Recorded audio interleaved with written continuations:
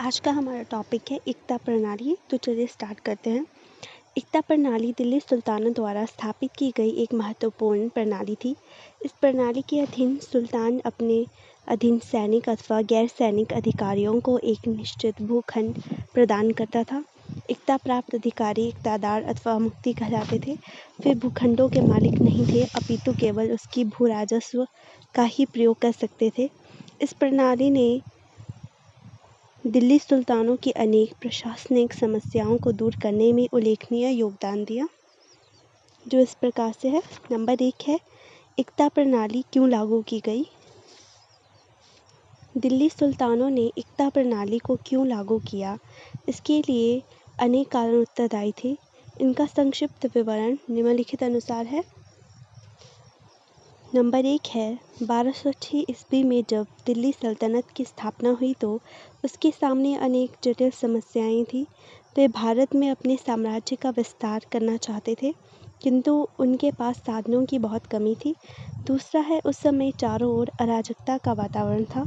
लोगों का जान माल सुरक्षित नहीं थी। विदेशी आक्रमणों ने स्थिति को और अधिक विस्फोटक बना दिया था। तीसरा है उस समय दिल्ली सुल्तानों द्वारा भारत में नया शासन स्थापित हुआ था, अतः दूर स्थित प्रदेशों को केंद्र सत्ता से जोड़ने एवं कानून व्यवस्था को लागू करने के लिए एक नई व्यवस्था की आवश्यकता थी। चौथा है दिल्ली सुल्तानों के प्रारंभिक काल में उनकी अर्थव्यवस्था सुदृढ़ नहीं थी, अतः अधिकारियों को वेतन देना एक गंभीर चुनौती थी। पांचवा है दिल्ली के सुल्तानों को अपने साम्राज्य की सुरक्षा एवं विस्तार के लिए एक बड़ी सेना की आवश्यकता थी। इस सेना की देखभाल के लिए धन का होना बहुत आवश्यक था, किंतु इसकी उस समय उचित व्यवस्था नहीं थी।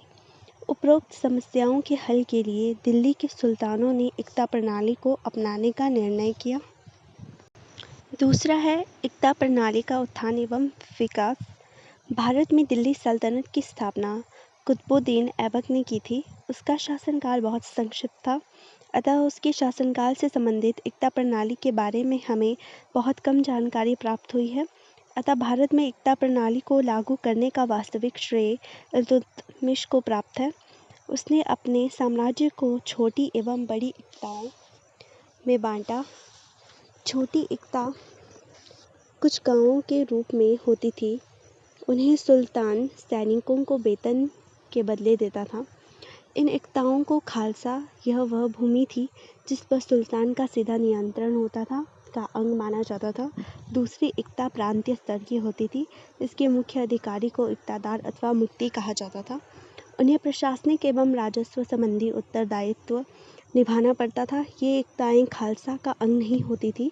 मुख्ता अपनी इच्छा से अपने एकता में से छोटी एकता जिसे चाहे उसे दे सकता था। बलबन ने अपने शासनकाल 1266 से 86 ईस्वी के दौरान एकता प्रणाली में कुछ सुधार करने के प्रयास किए। इसका कारण यह था कि इल्तुतमिश के समय के अनेक इक्तादार इस समय तक या तो मर चुके थे अथवा वे इतने वृद्ध हो चुके थे कि वे सैनिक सेवा करने के योग्य न रहे।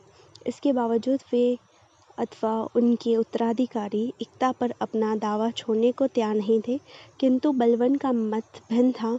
उसके अनुसार ये एकताएं उन्हें सैनिक सेवा के बदले में मिली थी, अतः सेवा काल समाप्त होने अथवा मृत्यु हो जाने पर इन एकताओं का अनुबंध समाप्त हो जाता था तथा ये राज्य में पुनः विलीन हो जाती थी।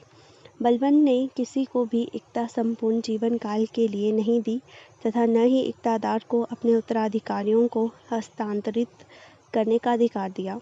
उसने इक्तादार पर नियंत्रण रखने के उद्देश्य से ख्वाजा नामक एक अधिकारी की नियुक्ति की।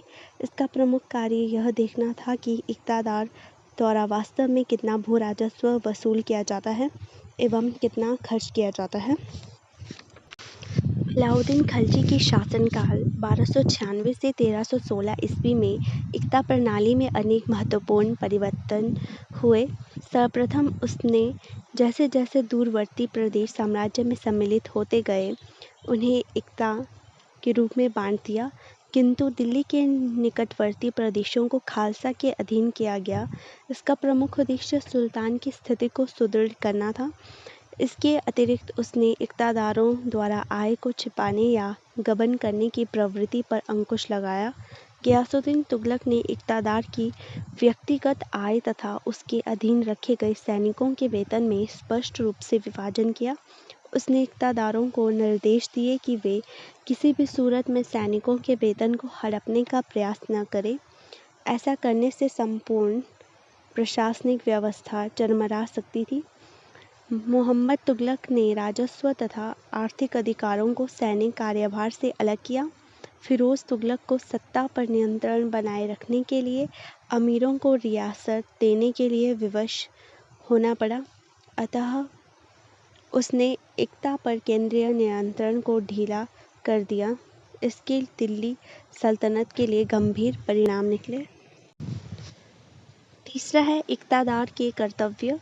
दिल्ली सल्तनत काल में इक़्तिदार के लिए अनेक कर्तव्य निश्चित किए गए थे। उससे आशा की जाती थी कि वह अपने अधीन इक्ता में कानून व्यवस्था को बनाए रखे, सुल्तान के आदेशों को लागू करवाए, लोगों की जान माल की सुरक्षा करे, कृषि तथा व्यापार को प्रोत्साहित करे, असामाजिक तत्वों पर कड़ा नियंत्रण रखे, इक्ता से भू राजस्व एकत्रित करे तथा स्वयं के निर्धारित धन की कटौती कर शेष केंद्रीय राजकोष में जमा करवाए। इसके अतिरिक्त इक़्तिदार को सदैव सुल्तान की सेवा के लिए सैनिकों को तैयार रखना पड़ता था। चौथा है इक्ता प्रणाली का मूल्यांकन। दिल्ली सल्तनत काल में इक्ता प्रणाली में अनेक दोष थे। दिल्ली से दूर स्थित इक़्तिदारों पर सुल्तान का नियंत्रण कड़ा न था, अतः वे जब चाहते राज्य के लिए गंभीर चुनौती प्रस्तुत कर देते थे। कमज़ोर सुल्तानों के शासनकाल में वे सुल्तानों की खुलेआम अवज्ञा करते थे। इससे शासन के केंद्रीकरण करने की प्रक्रिया को गहरा आघात लगा। अनेक इक़्तिदार इक्ता पर अपना वंशानुगत अधिकार मानते थे, अतः शक्तिशाली इक़्तिदार सुल्तान के आदेशों को कम ही मानते थे। इनके अतिरिक्त कुछ इक़्तिदार अपने अधीन इक्ता की वास्तविक आय को छिपाने का प्रयास करते थे। इसका कारण यह था कि उन्हें अतिरिक्त आय केंद्रीय कोष में जमा करवानी होती थी। इन कारणों के चलते सुल्तान एवं इक़्तिदार के संबंधों में पराया तनाव रहता था। इन दोषों के बावजूद इक्ता प्रणाली अपने उद्देश्यों में काफ़ी सीमा तक सफल रही। इस प्रणाली के परिणामस्वरूप ही दिल्ली के सुल्तान अपने साम्राज्य की सुरक्षा एवं विस्तार कर सके।